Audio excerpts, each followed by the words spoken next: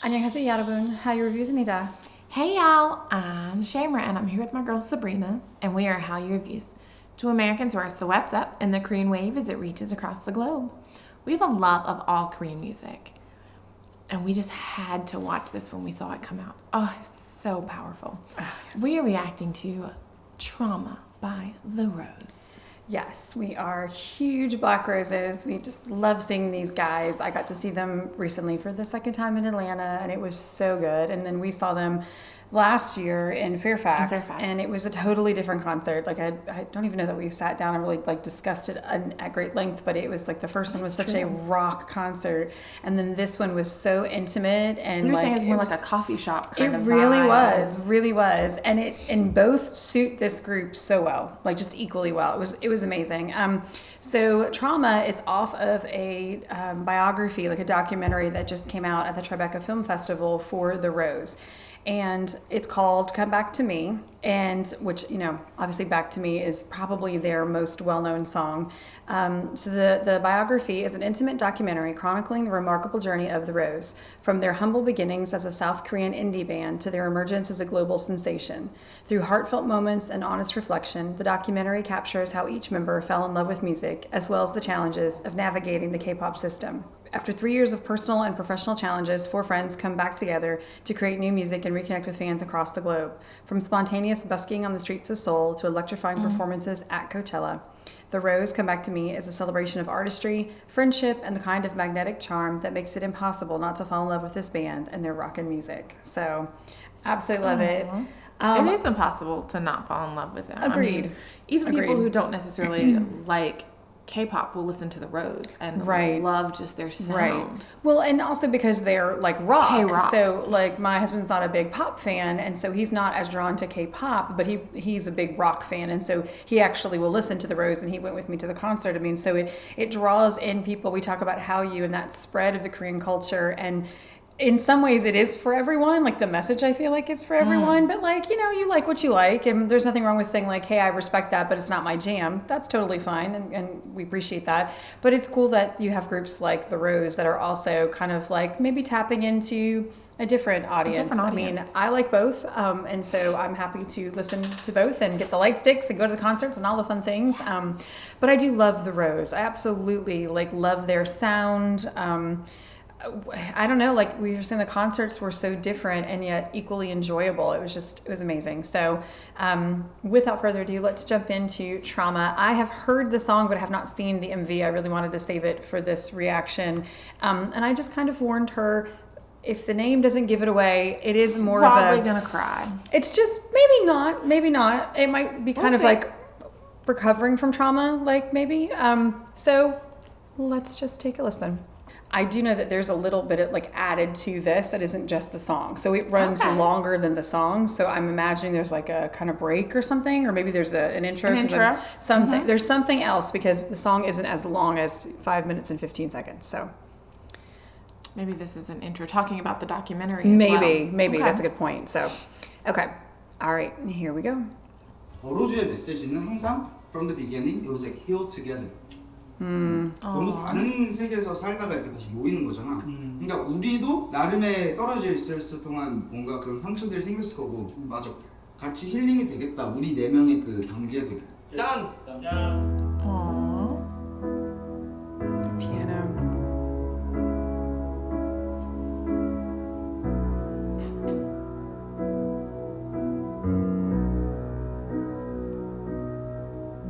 When I was separated from your That arms, voice is so powerful. I tried to hold on, I couldn't let go. Oof. The way you walked away without a sight, 'cause you were hurt too.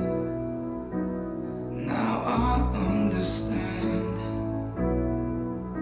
I wish I had known how to stop you then. I wish I told you I'll be fine without you. Deep down and down and down, deep down inside,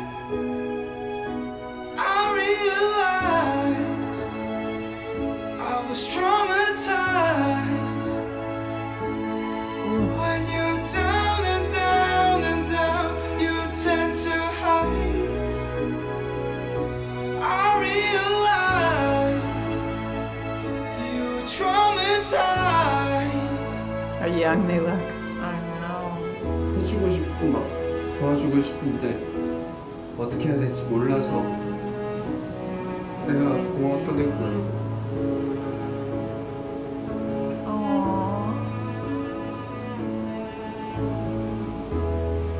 그냥 음악을 해서 이쪽 길에서 이렇게 된 건가라는 생각이 음악을 그만해야 되나라는 생각했었어. Oh, so glad you didn't.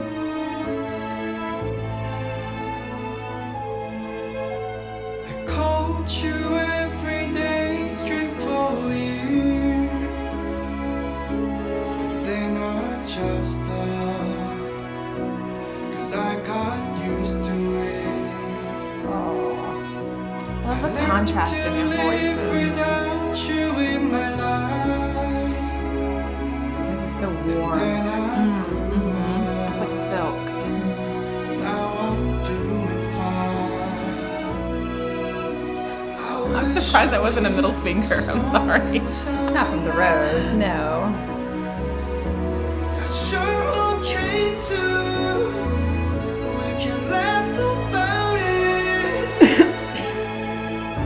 Deep down and down and down, deep down inside,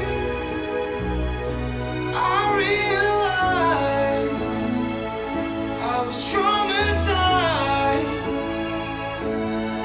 When you're down and down and down, you tend to hide. I realized you were traumatized.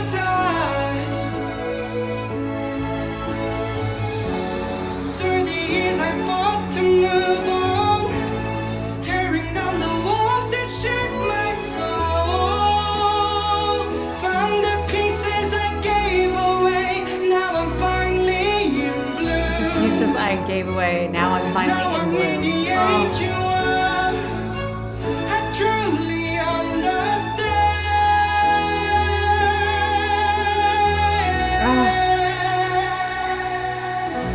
Deep down and down and down, deep down inside, I realized I was traumatized. When you're down and down and down, you tend to hide. I realized you were traumatized. All four of us just leaned very naturally to the rose. It's such a beautiful flower, but it has thorns. 눈을 조금만 돌리면 그 말을 들어줄 사람이 분명히 있을 거고.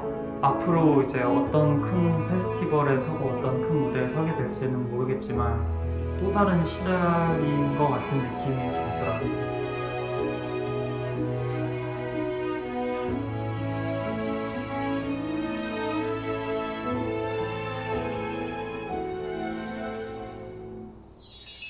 What do you think?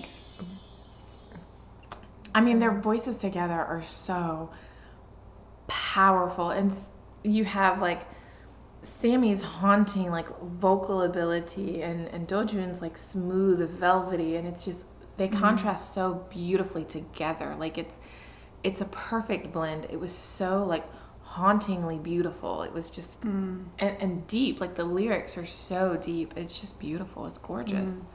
And one of the things we always like about The Rose is the contrast between Usong and Dojun's voices. Like, because, like you said, Usong has like a very hauntingly, like, I don't think of his voice as being a warm voice, like a warm tone. Like, it just has its own sort of ethereal quality. Like, there's something like very, very, I don't know if poignant's the right word, but just very like, you need to listen. There's something about his voice that is begging you to like listen to what I'm saying. Like no matter what he's singing, he just has that like very haunting quality to it. And then Dojun's like is so kind of comforting and warm, and like the two of them together, it's kind of like one without the other is still amazing, but there's something about them together that is just magic. It just really, and I am seriously getting goosebumps like just talking about it. Like there's just something so amazing about their voices that for me, I have to listen to it. Like there is not an option to like not listen. I absolutely love it. And they're both so powerful in their own right with their vocal abilities. It's just it's beautiful. And almost like understatedly powerful. Like they are not gonna, like their approach is not to be like a Jungho or an Eunkwang where they're gonna like come out and just like belt it out. Like they're very, very capable of it, but like they are gonna be more of that kind of like lead by example. It's gonna come type. at you as it's like building, and You're not even gonna see you don't it even coming. notice it. Agree. Yeah. Like Next thing you know, you're like addicted and you're going to Atlanta to see a concert and all the things, you know, like it happens. Although to be fair, I already knew I was addicted before then, but I'm just saying.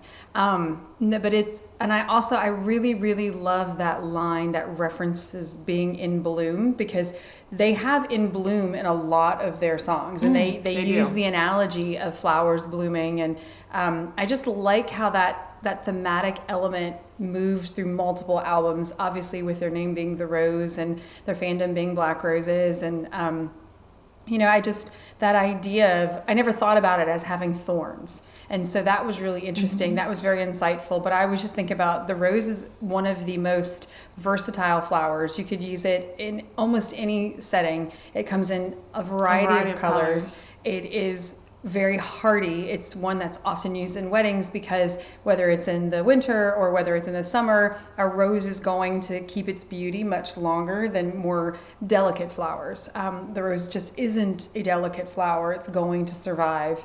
And that's what I always thought about when I thought of the rose. But then adding that kind of the analogy of the thorns is also really poignant. So, and I'd love to know more of like, what were they thinking as a group when they composed this? Yeah. Was it about the trauma that they've experienced with poor leadership, or poor management? Was it about the fandom and not wanting to fall apart to help support them and stay together for them when they felt like they weren't enjoying music?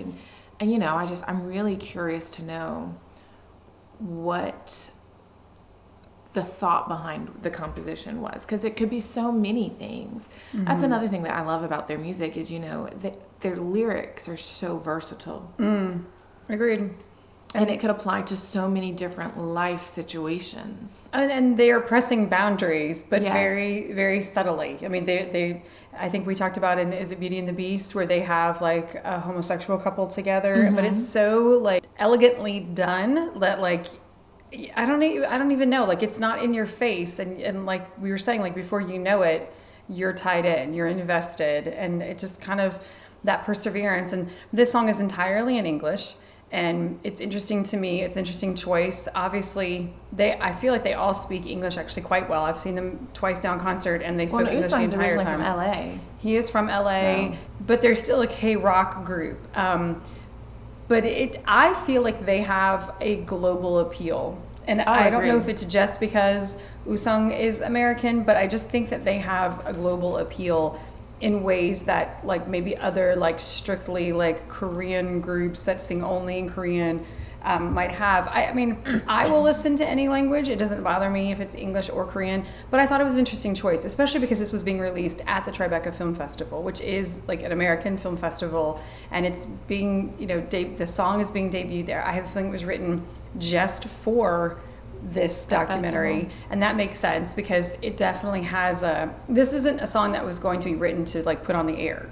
Like this is agreed. a song that's going to have a purpose, and it was this documentary clearly, but it's gorgeous. If you haven't downloaded it, like add it to your playlist, download it, stream it, because it's a gorgeous song. And this you can probably hurt tell. makes you want to see the documentary just to know It does, what they experienced. Yeah, because there's a lot to their history that I don't know, so I definitely want to check it out. And it just seems like it was really well done. If this is from the documentary as well, which I imagine it was, or at least parts of it, I mean, I'm really interested now to see. An amazing group. Definitely want to do more from them. So if you were fans of The Rose and you'd like to hear more, make sure you like and subscribe down below so you can see more of our content as it's coming out. And if there's something that you think we should take a look at, we would love to hear what you think. Let us know. And if you like drama, make sure you check out Hallyu Reviews, where we tell you which dramas to watch, must watch, or completely skip. Until next time, y'all. Annyeong.